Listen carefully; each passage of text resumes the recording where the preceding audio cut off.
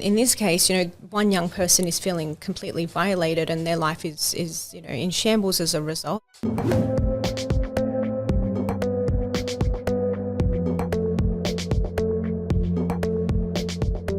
Welcome to the show. Thank you for having me. Yeah, so it's great. So you actually are working out of here, right?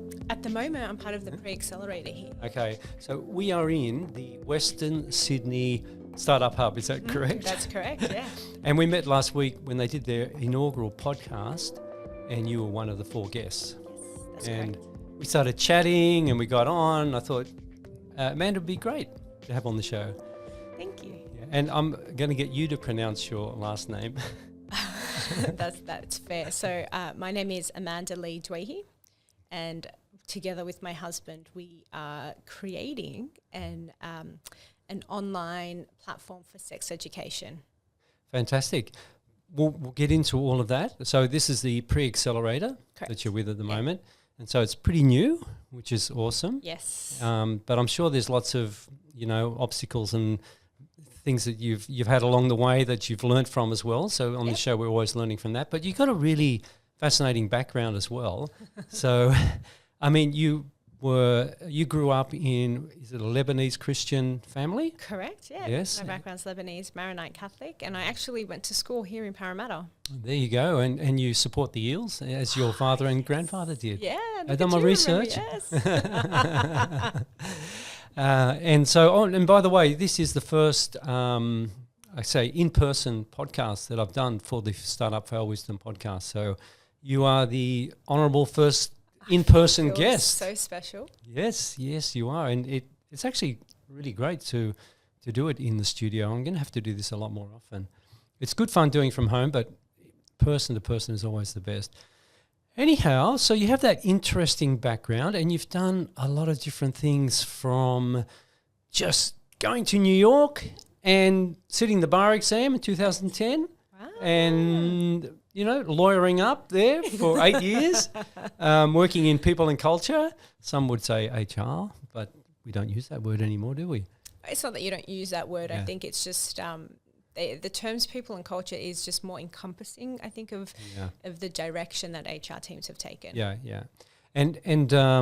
So you've got that interesting background, and also you have a really cool podcast called Ask Asarte. Hopefully I pronounced that right. Thank you, yeah. Which is a really interesting podcast, and I'll ask you a bit later how that came about. I know it's geared towards helping women with issues that women have that I don't know much about, type of issues. It's very much geared for all people, but yes, women on the topic of sex, intimacy and relationships. Yeah, and you are a big advocate of inclusivity. Yes. Yeah, awesome.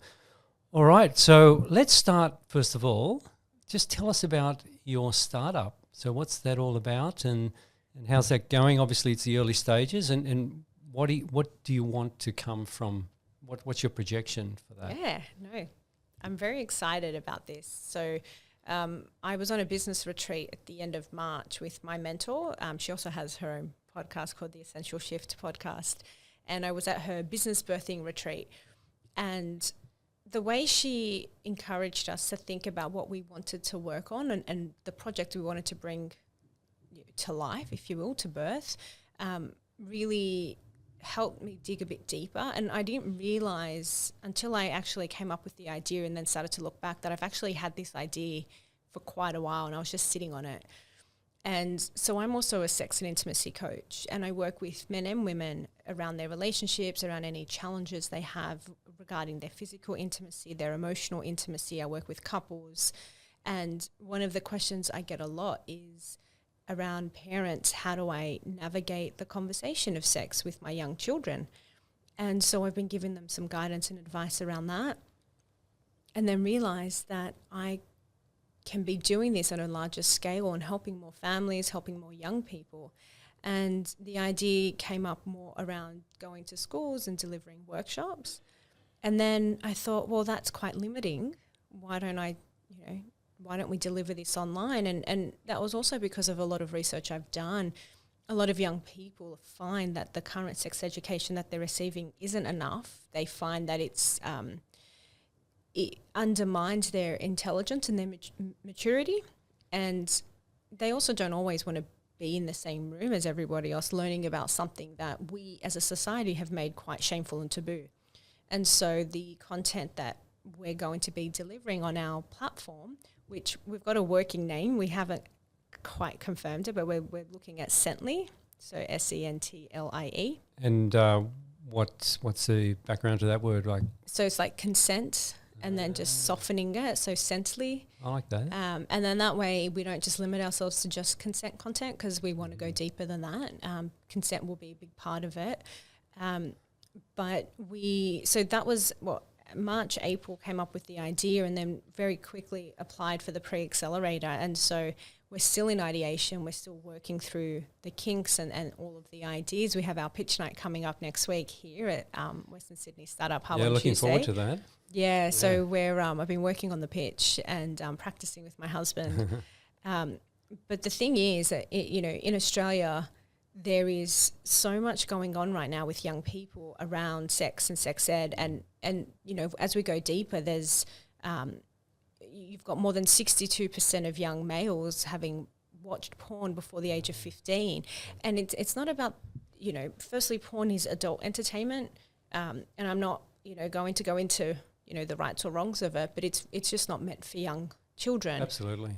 They don't have the context of the fact that these are actors, that, consent's already been provided off screen. And they're both willing participants, so they don't get that context. And then they use porn as a source of sex education, because they're not getting the details that they want within the school curriculum or anywhere else. They're looking online. So part of what we wanted to do as well is meet them where they are. They're already looking for this stuff online. Let's provide another avenue for that. The other thing we're also seeing is since 2009, there's been a rise in youth sex offenders, so by more than 17%. Wow. And that's people under the age of 18 committing sexual offences, both assault and sort of physical and non-physical. And the non-physical stuff is things like one young person sends another young person a photo of themselves naked, and then that gets passed on to other people without the consent. We're dealing with a lot of image abuse. So we recently here in Australia, we heard the news of 50 young girls in Melbourne had their faces taken from social media. Just a week ago. Yeah, and it was AI was used to superimpose their faces onto women doing sexual acts that wasn't them, and so damaging. And a lot of these women have claimed that they threw up when they saw the photos. It wasn't them. Their parents were upset and disturbed. And so we're seeing this pattern. So even though we've had sex education part of the curriculum in Australia since the early 90s, it obviously... Has it changed since then? So now consent is now mandatory, but that's a very, very new thing. But I don't know. It's been updated, but I don't think it's been updated enough, because if we look at what's happening, there's clearly a gap between what children are learning and what they're putting into practice. Yeah, with all the, like you said, the porn, it must be so damaging, and there's some really terrible stuff out there. Yeah. And it's so damaging to a young mind. And even with AI, I mean, when I was a young boy, we're idiots. Like, there's no other word for it. Like, your brain's not developed. You do stupid stuff like young boys do. And so, there needs to be a lot more education in that area as well, as to how much damage they can do if they do stupid stuff like that. And I think that's what it is. I think that there's a lack of understanding of the damage that can be done. I also think that with a lot of the youth offenders, the young males that we've seen research on, it's not that there is a portion of them that don't care and don't care if they hurt somebody else, and that's a very different group. But there is a decent amount of young men who believe they've received consent before they engage in a sexual act, and not realising that they didn't get consent because it wasn't as explicit as what they'd been taught. They didn't necessarily hear a hard no, but they also didn't get a yes. And there's a lot more nuances to consent that needs to be taught around body language and being able to, just get a sense if someone's uncomfortable and taking the lead on going, sorry, just want to double check, are you still okay with this? Whereas we're kind of taught, oh, they said yes, or they didn't say no, so it's all fair game. It's not black and white. And it's not black and white. And what's happening is, in this case, one young person is feeling completely violated and their life is in shambles as a result. They're feeling assaulted and violated. And then the young person who took the action also has basically ruined their life because they didn't intend to act without consent. They genuinely didn't understand. Yeah.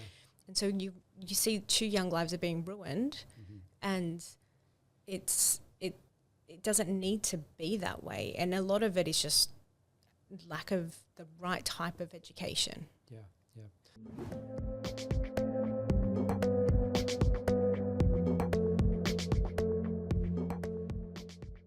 So you're going to develop an online course, and so there's none out there at the moment like that? There are different courses. Yeah. What differentiates what we're doing is we're working with a range of different people to pull the content together. So we're going to be working with teachers, sex educators, psychologists in different areas, as well as working with teenagers and young adults with the education that they would have liked to have seen, but also getting their personal experiences so that we're making sure that the information is appropriate for the day and age that we're in, especially around social media and AI and what they're calling image bullying, making sure that we're recognising the level of maturity of the different age groups and not assuming that they are more mature or less mature, so that they can resonate with the content a lot better. And yeah. And are you starting with a particular age group? Yes. So we're going to start with years 5 to 6 because that's when most schools start to lean into sex education anyway. And so we can then offer that content alongside what they're learning at school and alongside what the curriculum is, and then go into a deeper dive, offer content to then years 7 and 8. And then we want to go younger as well, and then offer different things for infants, so K to 1/year 2. And with that, obviously, language is going to be very different. The way that the content is delivered will be very different.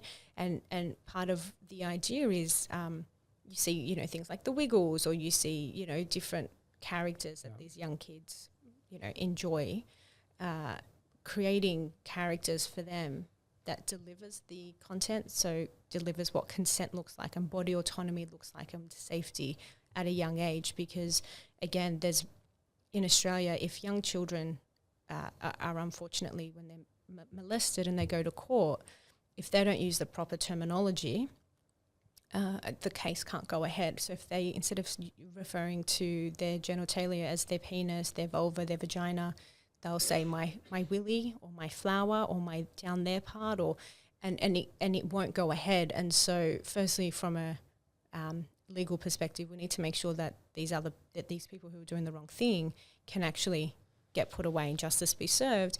And secondly, there's a lot of research that does show that young children who are more empowered and use the correct language are less likely to actually be molested. And so there's such a gamut of how we can start these conversations in an appropriate way at a younger age, and then build on top of that knowledge as these young people get older, which then means that they have respect for themselves and respect for their body. They're more likely to speak up if something goes wrong, but then they've also learned how to respect other people's bodies. And so then they're less likely to then take advantage of somebody else because they already understand there's not that nuance around consent that they don't understand. It becomes a more natural thing for them. Yeah, and child sexual abuse is shockingly high. Shockingly high. When I hear the statistics, I just feel sick, to be honest. It's very challenging doing this research because it does make me feel quite sick in my stomach. I get quite emotional looking at this, and then that powers me to just keep going because such important work. Yeah, and a lot of parents are uncomfortable having these conversations with their children because so many of us have taught, this is the work that I do as a sex coach, so many of us have shame and it's taboo and we barely want to look at our own sexuality, let alone talk to our children about it. Yeah, it is all taboo. It's not like in France or countries like that it's all open, or when I was at the Philippines, it's very open. I think it's a good thing. It's a great thing. Yeah.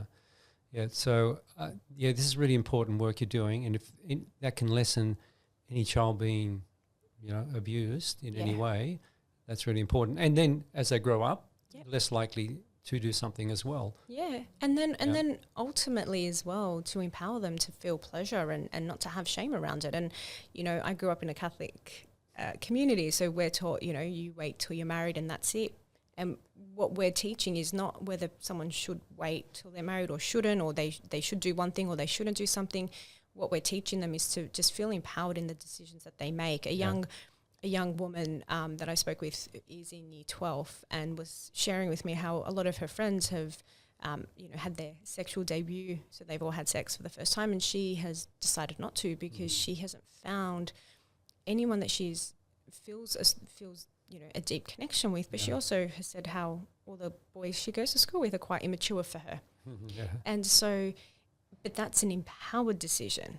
It's not anyone saying to her, you have to wait till a certain age. It's a more empowered decision to wait. And so for people who do want to wait until they're older or wait until they're married or wait till a certain point, allowing them to just know that they're allowed to make that choice. And it's coming from within them, which means it's more empowering, which then means that they're being true to themselves as opposed to doing it from a place of shame. Yeah, or influence. That reminds me, I interviewed a lady, Pia Clinton Tarristed, and she's got the Clean Slate Clinic that helps addicts. And she was talking about alcoholism. She said, alcohol is the only substance that it's socially unacceptable not to drink, not to be a drinker, right? And I'm thinking maybe, I'm old now, but maybe with the young people in school and all that sort of thing, maybe it's socially unacceptable not to have had a sexual experience. And then I'm guessing no, and then it puts more pressure on those.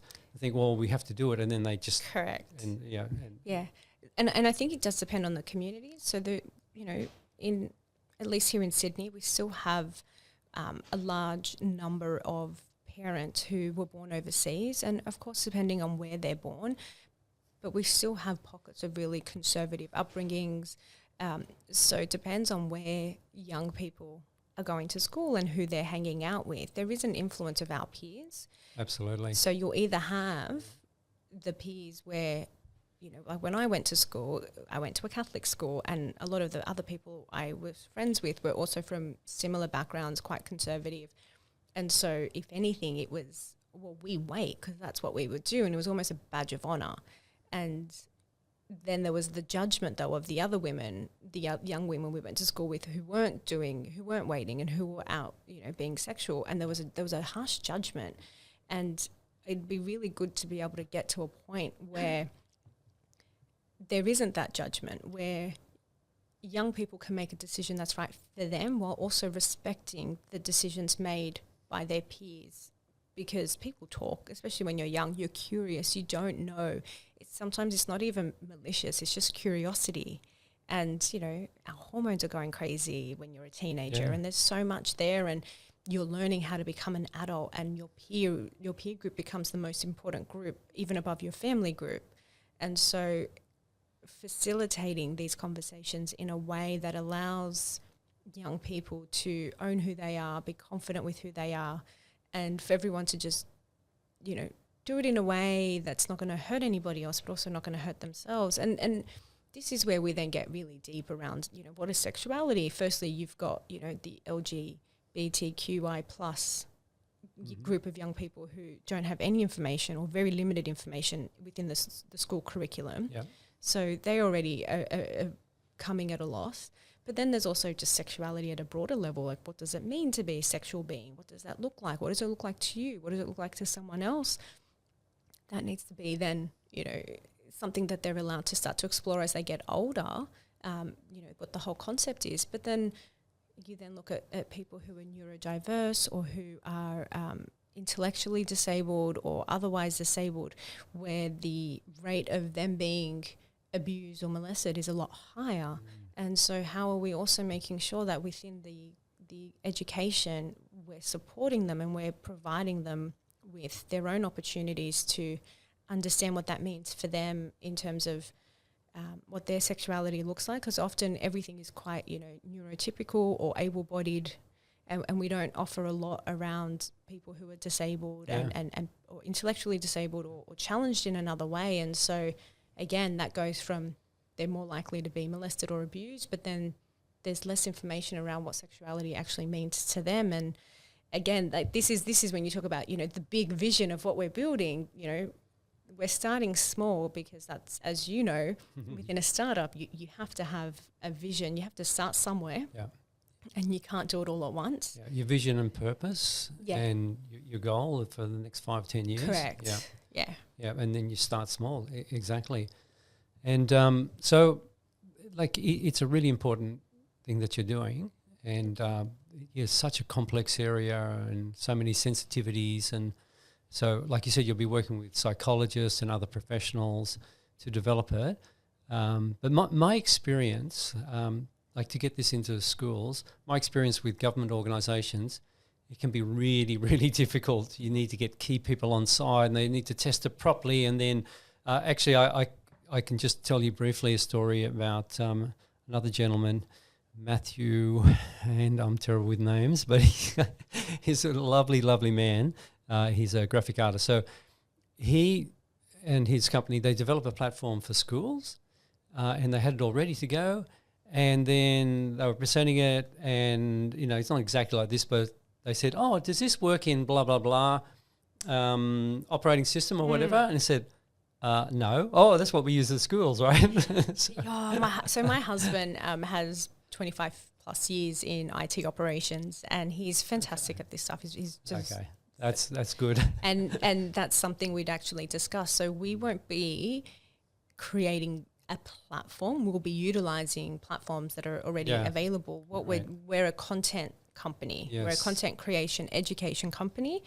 The platform we deliver things on will need to be able to integrate with all the systems the schools use. And schools all use different systems. They're not all on the same system. That's right. And so that's something we're already aware of. And you can use what they call single signer login. Yeah. And if you got that going, you can work with most platforms. But our mistake in my startup was, at the time, there was no platform that could put the 360 VR scenarios together as that in the way that we did it.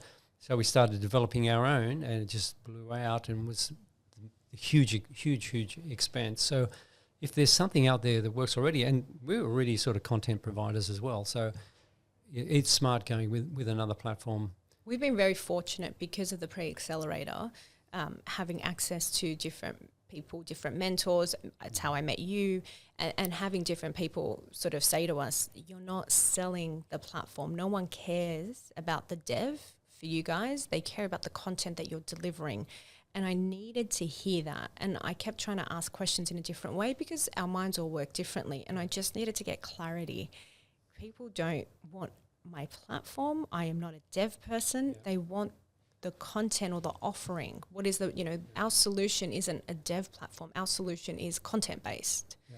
And just getting really clear on that has been so helpful and also really relieving, because we've heard so many stories of people spending so much money on creating dev and a platform and not being able to get off the ground. Yeah, yourself, exactly. Yes. And it's a big mistake. Yeah, actually, I interviewed a lovely young gentleman, Luke Hakewell, a while ago. It's been around in the startup world, and he was saying if you can just get people on board and just even pre-sell your idea, then that's really valid. Yes. And you'll know, and if people make some sort of commitment as well, then okay, this is really valid. Like even me at the moment, from what I've learned from the 35 people I've interviewed so far, I'm setting up founder groups, because I found that talking to founders is the best way to work and solve problems. And it's just, we all think alike as well, and we all got the same skin in the game, so to speak. And so I'm not just setting that up and thinking, oh, this is a great idea. I'm doing research at the moment. I'm doing surveys. What do you think? You think it's something that you want? And if it is, blah, blah, blah. And I want to interview 50 to 100 founders before I even think, maybe this is a good idea or not. And once I've done that, then I'll know exactly what they want. Yes. So that's all that market research, whatever you want, market customer validation, all of that. That's so important. And if you can actually pre-sell it, then you've really got a good idea, you know, if people make some sort of commitment. And I think that's sort of where we're at now. So we don't have the content it hasn't been created yet. So we're still very much in ideation. We're building our MVP and trying to be mindful. I think I can be really actually my husband and I can both be quite cautious when it comes to the pair of us. I'm the visionary. I've got the ideas. He's very pragmatic, which is a really good combination. It's a great combination. It's a really good balance. And I think the first time he was giving me constructive criticism, he was quite conscious of like, I don't want to upset you. And I said to him, you're my husband. No one loves me more than you do. I would rather hear it from you. Yeah. And I'm asking you for your feedback. I don't want to be around someone who's telling me everything's fantastic. I know, that's great, but, get out there. Don't just ask your mother or your husband. Oh, right? As in because he's my business partner. Yeah. Not because of... Okay. Yeah. No. It's just because my mother said, I can do no wrong. Yes, of course. Yeah. So, and I thought it was true, but then I started talking to other people and apparently not. No, it's... I think it's really important for anyone who's a co-founder having whether it's your significant other or a friend or somebody else that you're partnering with. Again, this comes from my relationship coaching. Yeah. But it's really important to know what your conflict resolution process is, being really clear on how to enable trust in the relationship. Yeah. Because my husband and I have built that. We trust each other. When he gives me, criticism, I know he's not criticizing me as a human. He's giving me criticism based on an idea or an output that's not working or in his mind could be better. And that's really valuable. Yeah. I don't want a business partner who is telling me everything is great and not helping me see some of the gaps. And, some of the gaps has been something that I can't fix yet. We haven't even created it, but already I've got that in my mind or I've been able to acknowledge, I know that that's going to be a gap, but we'll deal with that when we get there because right now that's not the main issue just yet. Yeah, it's interesting because they say being co-founders is like a marriage. Yes, and it's definitely in your case in every way, and it has to be that trust, and that's why you shouldn't just rush into teaming up with somebody. You got to know them, you got to get to know them. They've got to be a good fit, and that whole good fit thing is, some people say that the operating person or the product manager is the most important. Others will say, no, it's, you need a tech person and a sales person, right? From my experience, definitely need a sales and marketing person. Or, of course, you can hire people, but I think an ideal combination, actually just interviewing a couple of weeks ago, Piroska Bullet-Bullen, and she's got a lot of experience in the space, and she is operating officer. Then they have the sales and marketing person, or the person that gets out there and pitches and everything else, and then they got the tech person. I think that's a really great combination, but it has to be, your skills should balance with the other person's skills. So you're an ideas person; he's probably more of a logical person, right? It was the same with my co-founder as well. And I've got the logical background because I used to be a lawyer. Oh yeah. So I'm not lost in that. Yeah. Yeah. But what I love is because he is more logical, it's almost like I've got the permission to really lean into my creative side. Yeah. And because of that, that's where the balance is. So when he comes at me with something, I still am able to comprehend it. Mm-hmm. But you don't say, so I said a yes or no answer, thank you. Yeah. As a lawyer. Sometimes he might say something and I'm like, I get that. I just need to know right now. Do we do this or this? What's your opinion? We'll deal with that in the later. No, it's that or that. Nothing else. Black and white. That's it. White. I've only been on the stand once as a witness. It was a horrible experience. Yeah. Oh my God, I feel sorry for. But having said that, the shows I love, the most. All the law shows I know in court, I love it, but if you're in there, it's not a nice experience. It's intimidating when you're a junior lawyer and you're doing that sort of work, but I've mainly done corporate law, so I have very rarely had to go into court. Well, having done corporate law, I mean, startups are a bit different, but should startups be careful and set up the right structures 100%. at the very beginning? 100%. Because funding's always an issue, you know what I mean? Yeah. Or I guess we can just use ChatGPT to write all our contracts. Do you know, this morning I was watching a YouTube video from Y Combinator, and I don't know if they if they charge for this thing.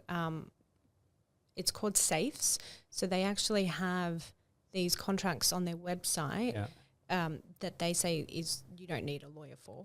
And is great for pre-seed funding. Mm-hmm. So it depends on the stage that you're at. But, again, I always say it's cheaper to get a lawyer than have to deal with some of the consequences later. Yeah.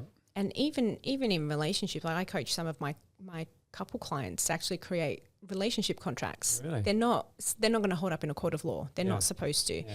But the thing is with the legalities and contracts, it's just information. And what we've done is, right now, let's pretend, Paul, you and I are going to go into some kind of business together. We're emotionally sober right now, right? By being emotionally sober, we're not upset with each other. Yeah.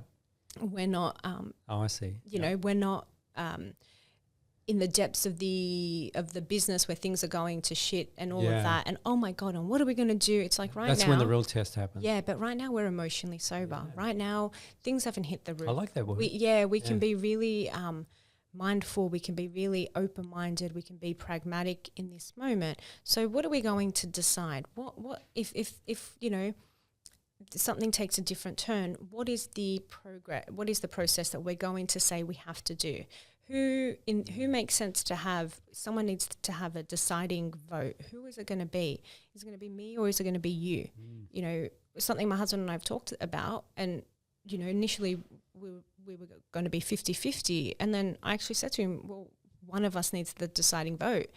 I came up with the idea, I'm going to have the deciding vote, so it's going to be 51-49, but we were able to make that decision because we also both know I'm not going to just override him on everything. Yeah. I value his experience. I value his input. Mm-hmm. So in that case, it was safe for me to have the overriding vote, but even then it would only really be used in extenuating circumstances. Yeah. When we were on crunch time when we couldn't make a decision. But I this is why being with the right business partner and making sure that you value each other and you respect each other is really important. So then, even in a legal contract though, it's information. It's how do we run the business? What are our terms and conditions? What are our rules of engagement? Yeah, that's really what a contract is. Everyone's like, oh, it's legal. 9 times out of 10, in my experience as a corporate lawyer, I've actually said to the business person, this is your contract. You tell me what makes sense. There are a few clauses that as an organization we, usually it's indemnification and limitation of liability that the company has a certain risk appetite for. But everything else, can you deliver that? Usually, can we do it? Can we do it in the time that we're saying we're going to do it? Yeah. Do you even want to do it? Yeah. Is this fair for everybody? And usually with contract negotiations, it's just trying to explain the product or the service to the other side or to the other lawyer, and like this is why we have this clause, because we can't provide this without sharing aggregated information, for example. Yep. So you have to agree to it because we can't do what you want us to do without it. But if you don't want it in there, then we actually cannot give you the product. Yep. And so a lot of it is just informing and getting clear on how do we play. Like you think of any sporting game, like there are rules. It's the same thing. The contract almost just informs you how you're going to play over the next however. So what sort of contracts, just briefly, like do you think a startup that's just starting, should they have any contracts at the beginning or? So none of this is legal advice. This is all business chat. Yeah, no, it's definitely not legal advice. There are some great startup lawyers that don't charge very much or who are doing things online. Okay. And so you can download contracts from reputable modern day law firms that are cost efficient. I always recommend that, because when you try to do it yourself, you don't know what you don't know. Yeah. And so unless it's something that you are well versed in. I have to admit, I have used ChatGPT, I wasn't joking, to do some contracts.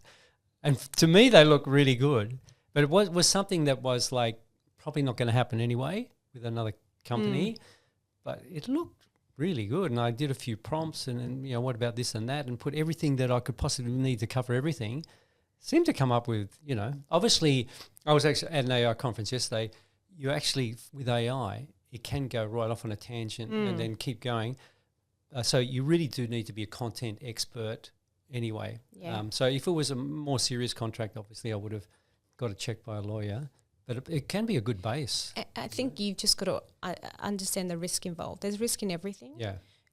Even going to a lawyer isn't without risk, but it's how you mitigate your risk as much as you can in those type of circumstances. Sure. Okay, so enough law talk.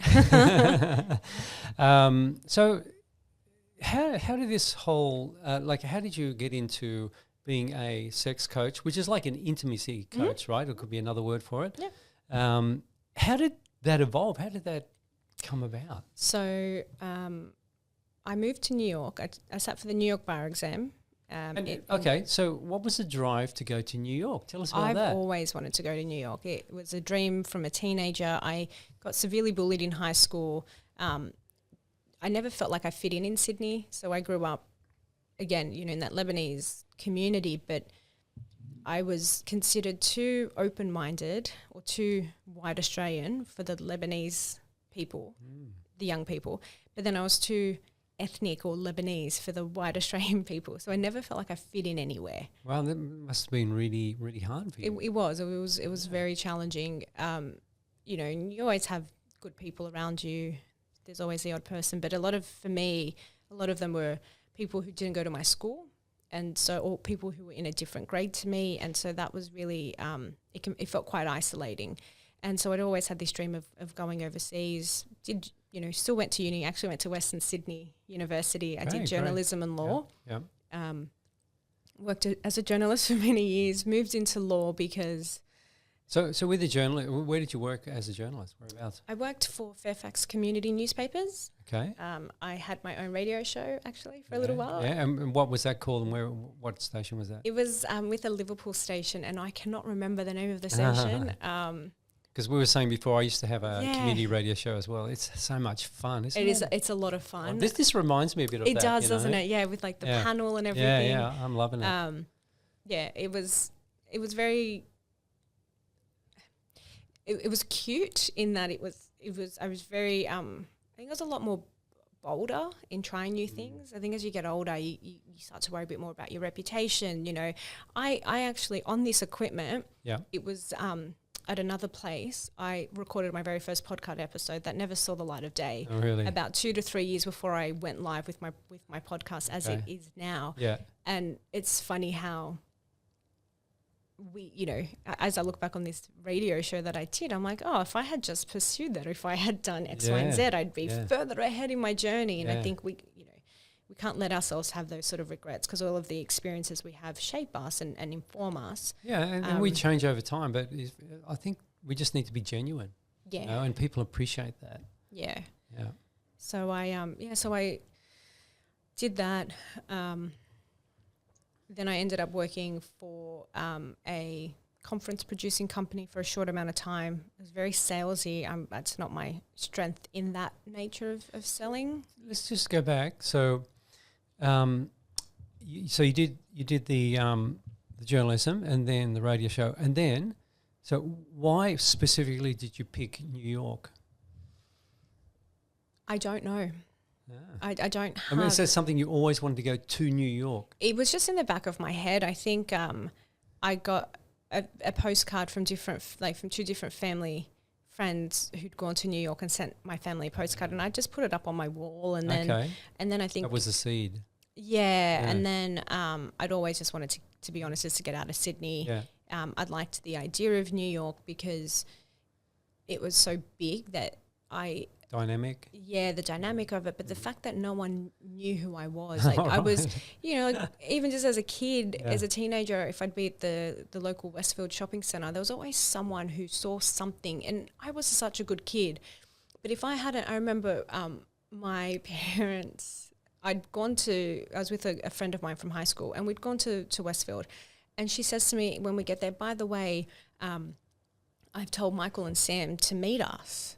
And I'm like, oh, okay, sure, cool. I had no idea until we got there. Yeah. And then I was like, oh, hey, guys. And we just, went around the shops. I probably went to McDonald's and, it was very innocent.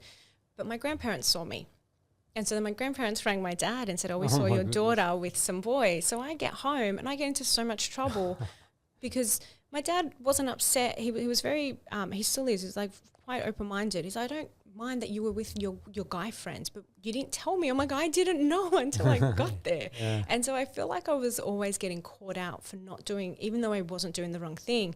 And then there were so many other young people who were doing things that they, would want to hide or had to hide from family. And I was very scared of doing things or trying things that for me, I'm like, I just want to be able to just do what they do and not have anyone comment. And there was this, for me, it was that whole good girl image that I was like, but I am good and I am nice and I am respectful, but I also don't know who I am because I'm trying to push myself down and hide who I am.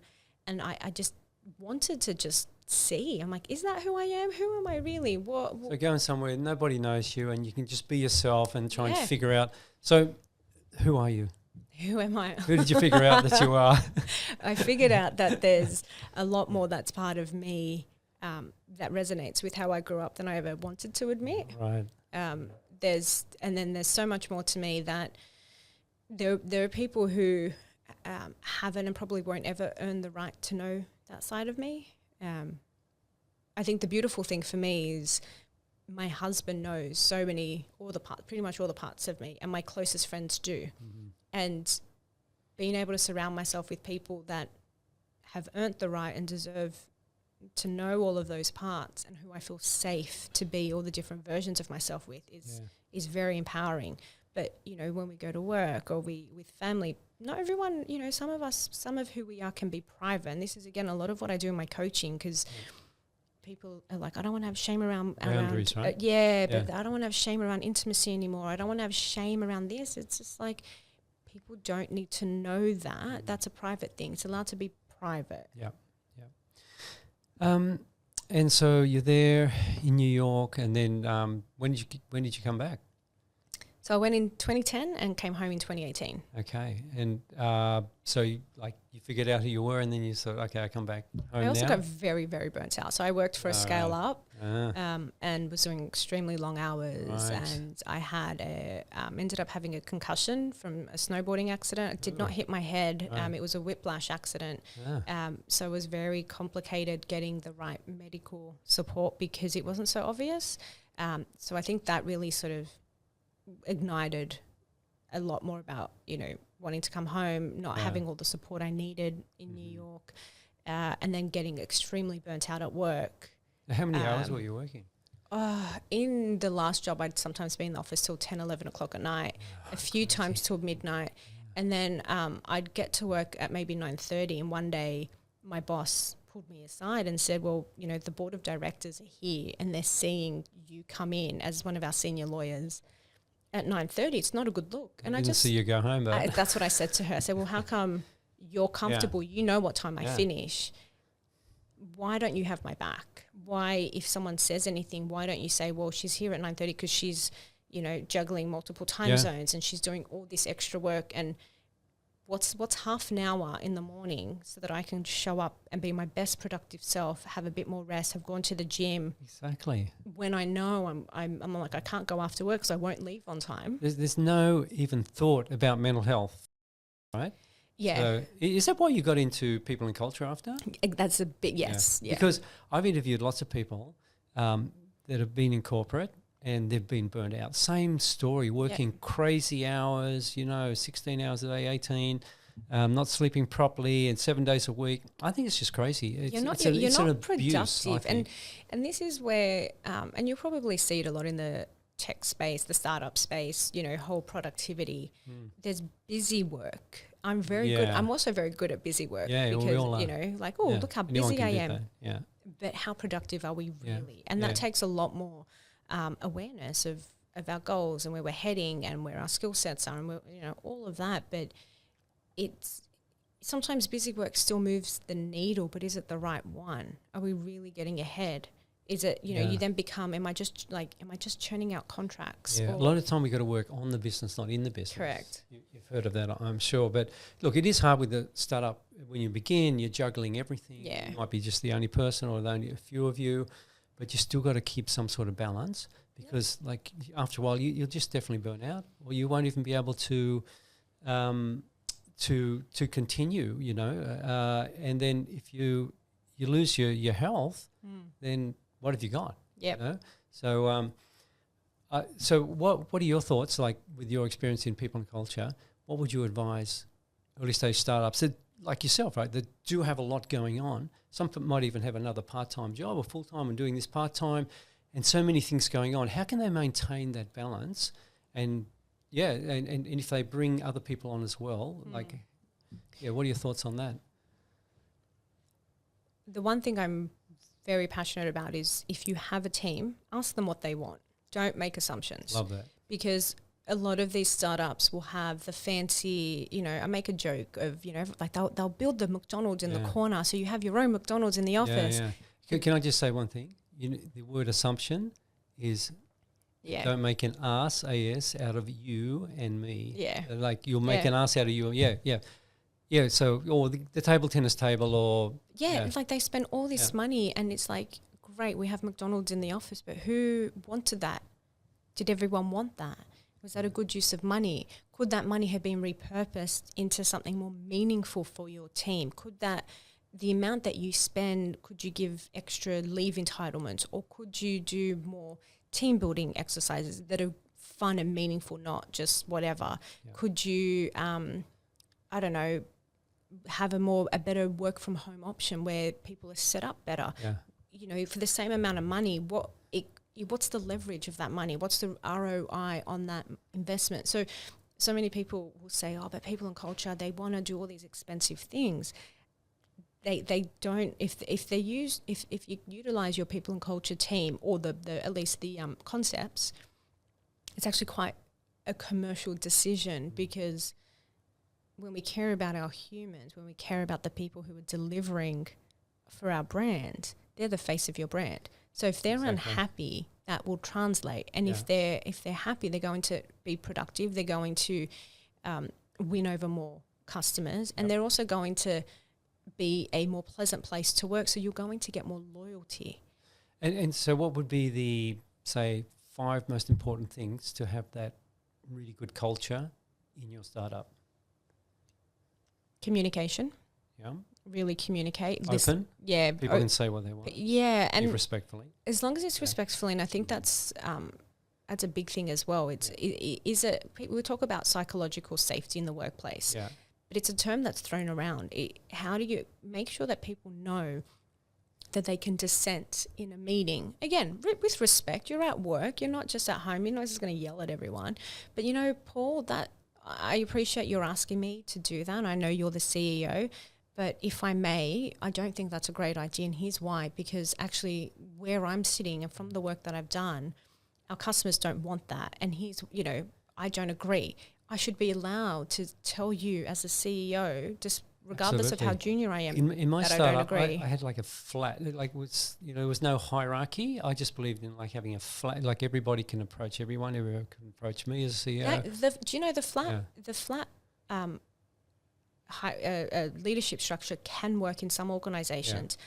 Especially at a beginning level. At a beginning level. As you get bigger, I do think you need to have more leadership, because that's where I've seen a lot of startups go awry, because they haven't had strong enough leadership structures and no one knows who they should be listening to. And then that's a lot of pressure on like the one leader. So I guess it wasn't flat. It was like I'm completely approachable and everybody can talk about whatever they want. And that's a culture thing though. And I think you are allowed to have, you know, your junior and then your manager and then a VP, and you are allowed to have that sort of structure. But the early stages is just when you're so small early, team, it's too small. Exactly. 3, 4, 5 people. Yeah, no, I'm talking about once you start to get like 300 people in an organization, then it's probably not a startup anymore. It's not really a startup anymore. It's a scale up at that, or even a business. But so I'd say communication. I'm very much about flexibility. And flexibility, under the flexibility thing, you can talk about your hybrid approach or your work from home. But for me, flexibility is how are you supporting – everyone's different. You're going to have people. I was just on Channel 10 the other night talking about working from home. All right. There are people who want to work from home. Mm-hmm. There are people who want to come into the office. Yeah, not everyone's the same. Everyone has different needs and desires. Some people's homes aren't well equipped. They don't have enough space to work from home. It's distracting. Some people have decided to move further out from the city, and so they don't want to commute, so they want to work from home. Yep. Some people are neurodivergent or hypersensitive, and so being around people all day actually drains them and drains their productivity. So when they're working from home, they're able to be more productive because they don't have all these other distractions. So we're all different. We're all different, and having being open to flexibility means that you're not locking in one way or another, but you are allowing people to be flexible. And so a few things that I always suggest is have if you want to have people in the office, have one anchor day, if again that's appropriate. But have an anchor day and make sure that day then is about collaboration. That day is about everyone getting together, having in-person meeting, right, and really utilizing that, because sometimes people have people in the office, but then you know they're locked away in a meeting room for the whole day because they've got back-to-back calls they could have just taken from home. Yeah. So there's no value in that. Yep. The other thing is I call them office hours, but what I mean by that is let's say your organisation allows people to have a staggered start, so you can work from 8 a.m. till 4 p.m. or from 9 till 5 or from 10 till 6. Yeah, we had that.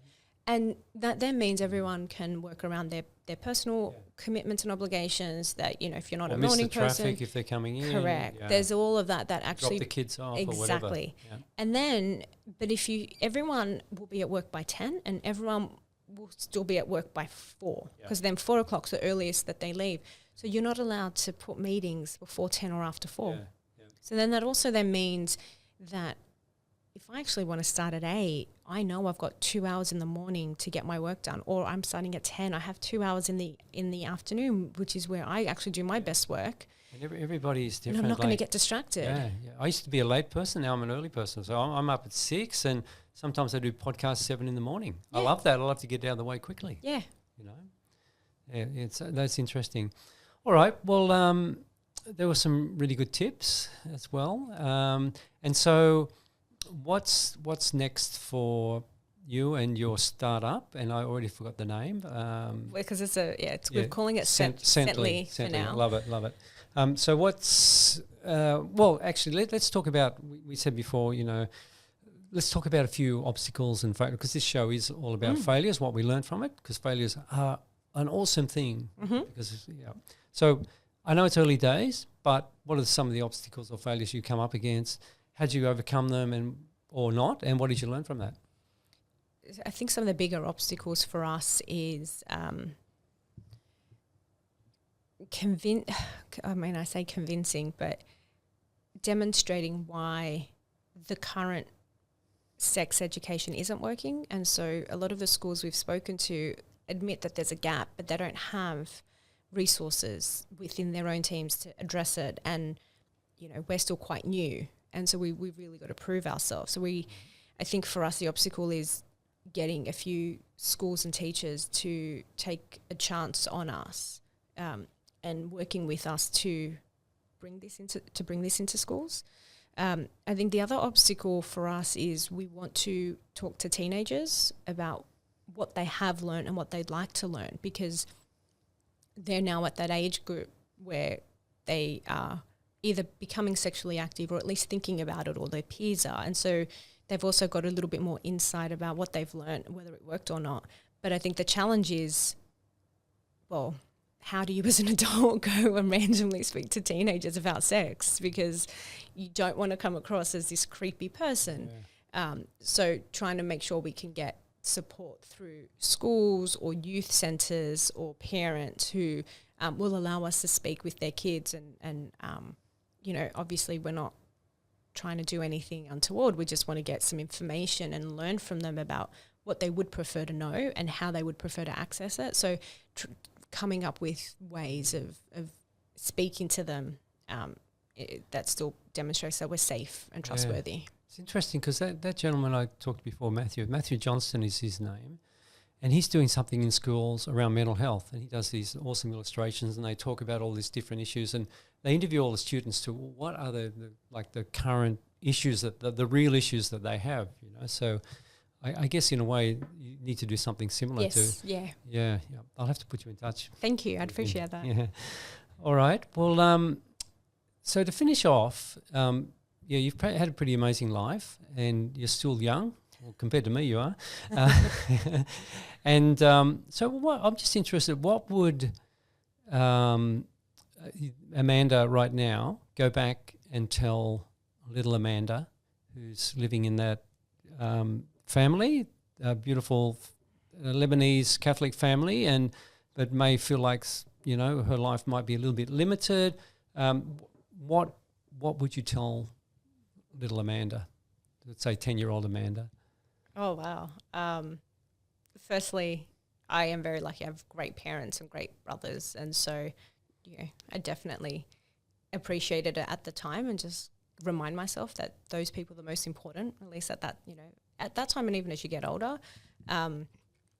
Probably just can try to tell myself to have a bit more faith in myself and a bit more confidence. I think I lacked a lot of confidence when I was younger, and it might have been an easier journey through high school if I backed myself more and I spoke up, and just letting myself know that it's safe to speak my truth, whatever that might be.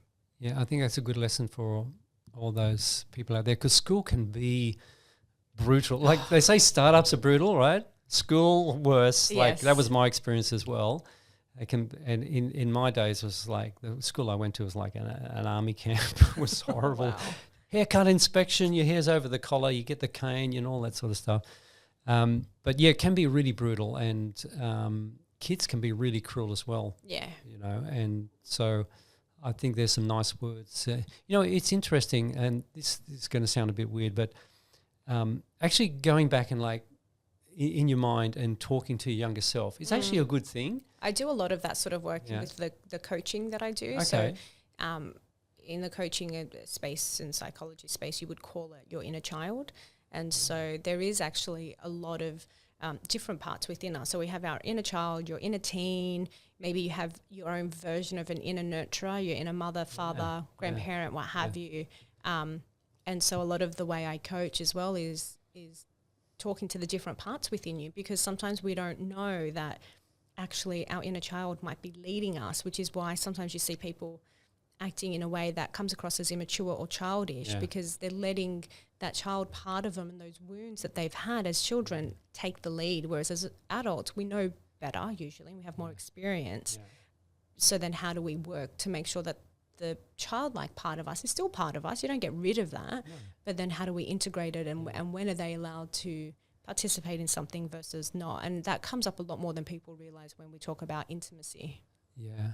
And actually talking about intimacy, and I forgot to get back to that. So tell us a bit about your podcast and who it's for, and how people can listen to that. Yeah, so you can find the podcast anywhere you listen to podcasts. Ask Asarte. How do you spell Asarte? Astarte. Okay. It's the name of my business. So that's how you can find me on Instagram and my website and what have you. And I have a form on my website where people can post an anonymous question that I can then answer on the podcast. So then that way, you know, you might not know, you Paul, might have a question that you don't want me to know that you have. So then you can go onto the website and put in a form, and I won't even know it's you. But I also have a lot of people who come to me, who know me, who ask me the questions, and then I just don't reveal their identity on the podcast because that's not very nice. And so a lot of it is talking about issues people are having in their relationships or even just within themselves, how they talk about their identity. Again, identity and sexuality can be, go hand in hand. And a big part of this as well is because sex is such a primal part of our animal human makeup. I believe that if we're not as comfortable with the identity of being sexual, then that impacts us everywhere in life, because even if you're not being sexual in the workplace, which I, as a people and culture, please, respect.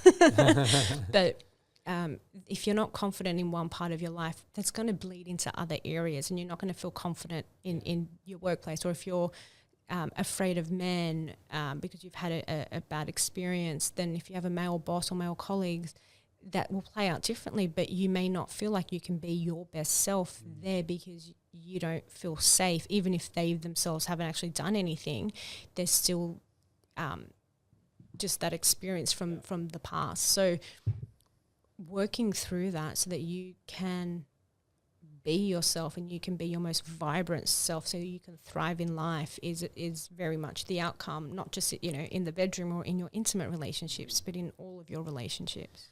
And Asarte, the meaning of that? Asarte, so the Lebanese people, the ancient people for Lebanese, the Phoenicians. And so I wanted to do a little bit of a hat tip to my culture, and Asarte is the ancient Phoenician goddess of love, sex and war. And then the Greeks fell in love with her and renamed her Aphrodite, and then the Romans renamed her Venus. So she is the OG love goddess, and very few people know about her. And it just was, for me, a way to incorporate my culture, my ancient ancestors, and bring it into the modern world. Yeah, no, it's really interesting, and I've listened. Look, I'm not the audience for that, but I've listened to it, and you're actually very good, very Thank knowledgeable, you. and very caring, and I quite enjoyed it actually. I have a lot of men who listen. Oh, there you go. Yeah, which is always interesting. I'm sure we can learn a lot of stuff actually. Yeah. So would help men with their relationships as well, to understand women more as well, I guess. And also understand themselves. Yeah, absolutely. So check out the podcast, and wishing you every success with your startup. It's really important work that you're doing, as we discussed before. And just to finish off, so we're here at the Western Sydney Startup, and you're in the pre-accelerator. Do you want to give it like a shout out or something to the other founders? Or absolutely. Are you enjoying the experience? It's been fantastic, and I think having the other people have been wonderful. So firstly, thank you to Space Cubed, who power Western Sydney Startup Hub.